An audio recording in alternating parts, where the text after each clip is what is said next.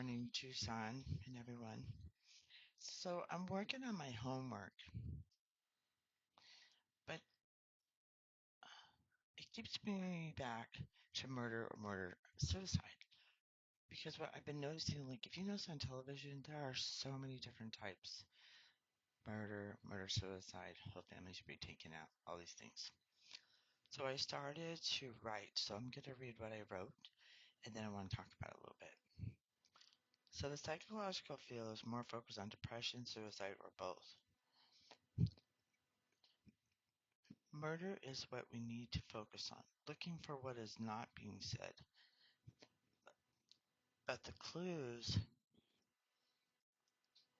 that are hidden, but they are not, they are in plain sight.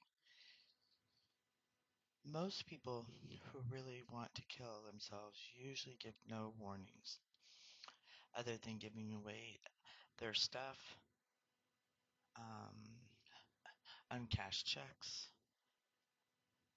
In these situations, though, no one knows that until after they've passed. It's just, they're just real low key. And I know because I experienced it once. I had a neighbor. He was asking me questions like about pawning and stuff. And, just little things. But I didn't really notice him.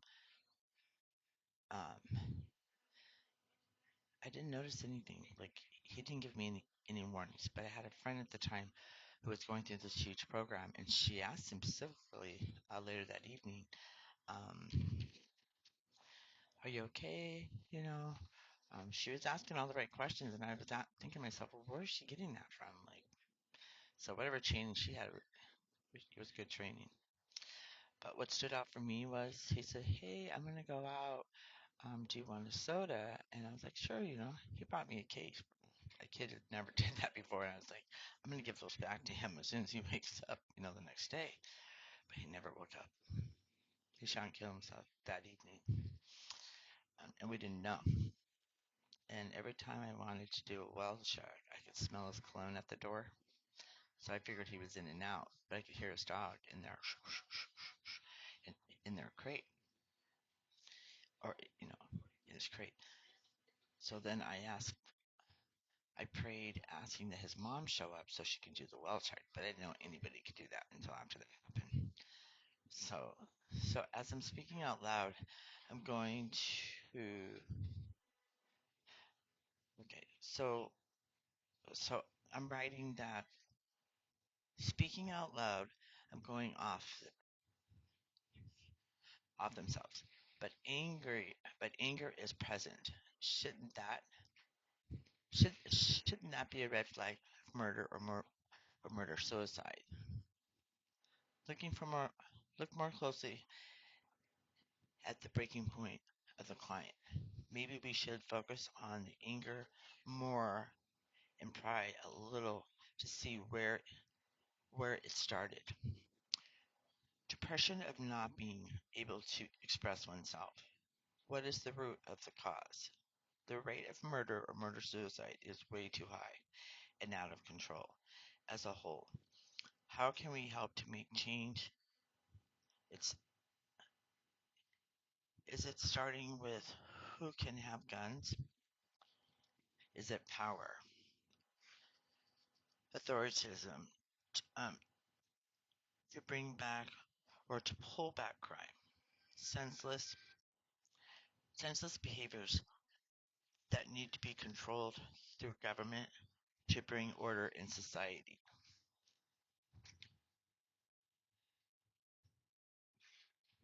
So depression has been known around holidays, and, and domestic violence is more prone in these areas.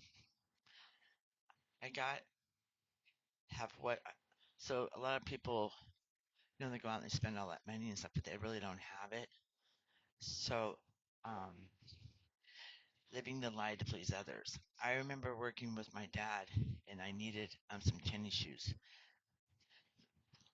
but my dad he couldn't afford it at that time. He told me next week, and it ended up I paid half for those shoes, but it took longer to get them. For me today, I get angry, and when when I'm going to go get something before it's time for me to have it. So I stop and think before why I am angry, and I realize what my body is telling me, and the aha moment arises, and I do not go. I stop what I was going to get and paid attention to my body. Your body can give you all the answers we need, but when one doesn't know thyself, how can they know the anger and where it is coming from? Knowing thyself is the key. How how does one get to know their you know yourself? Meditation, recording life events, writing and journaling, and then childhood. And then you record and journal. So for me, I do everything on audio. Here. Keep the record, watch them until you're healed. You can share them or release them, or um you know you can delete them. Anyone can speak words, but seeing yourself and seeing your expression and experiencing the feeling of what you are seeing is a whole another ball game. And I know because through the process of my videos, I have, you know, watched them and I watch my expressions. I watch how I feel. Sometimes they make me smile. Sometimes I'm still like having that boom, boom, boom, pulse in my brain. I have, anxiety. I get real heavy. But I think we really need to be focusing on anger and self-expression, because we can give all the tools, but it's not solving the problem. Depression, anxiety, and all that stuff. Um, Even for my own stuff, my own struggles with all of above, this is the only way that's helped me. And I have talked to some veterans who are also doing it too, because they feel healed, like something changes in them because they get to see their words coming out of ourselves. And I find it very fascinating because I've been in and out of therapy for years, and my anger was never under control until I started reading the Bible. Um, until I stopped and started watching, like myself. And well, why am I reacting? Why am I getting this? Why am I feeling this way? The other day I was so angry because what I'm going through here is now become a public spectacle, and it shouldn't have to be that way. It should be personal between two people that are, grown adults. But it hasn't turned out that way.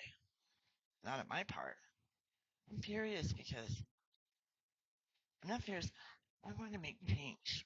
Let's lower that murder rate. Let's lower that suicide. Let's start living to our means. And I think that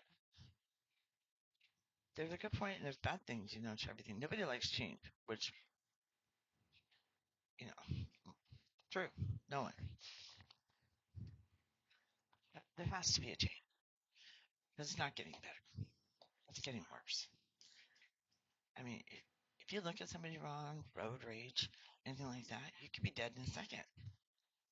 Like we're all walking on eggshells out here trying to live our lives when we should be living freely and happily. We have the right to our opinions. We have the right to prove our cases. We have the right to do a lot of things, but we need to do it under a different attitude. You know, not entitleism. You know, well, you can be entitled all you want to if you choose to be that. But when you become angry, you don't have the right to strike out. You don't have the right to implement others in your stuff unless they're going through the same thing you're going through. But you guys can work together as a team and work it out. If you can't afford something, you can't afford it. And I know because I've struggled with that for years. I used to buy stuff for myself and then take it back because I felt I didn't deserve it. That's horrible to live that way for a really long time. I did. And then finally one day, Father taught me, let your yeses be your yeses and your noes be your noes. and it helped me because having a mind like that, it doesn't come from God, it comes from the other one. And that's not how we should be living. We should be living in peace, love and harmony, and love ourselves first, because that's really important. Knowing thyself is very important. And he teaches that. But I never really got it until I started my videos. Maybe I'm on something, maybe I'm not. But for me, it's working. I want to share because I know so much going on right now is so scary, and not knowing where we stand, uh, you know, as a whole. Like, some people are like, oh, we're going into war. Some people are like, you know, we're being dictated. And, well, there's no control over ourselves. So there's got to be some kind of control. There's got to be some kind of accountability, even though some up there are not taking accountability. People in an authority think they can just do whatever they want. That doesn't work like that. That's anger. That's getting even, and that's not how this works. Not about that.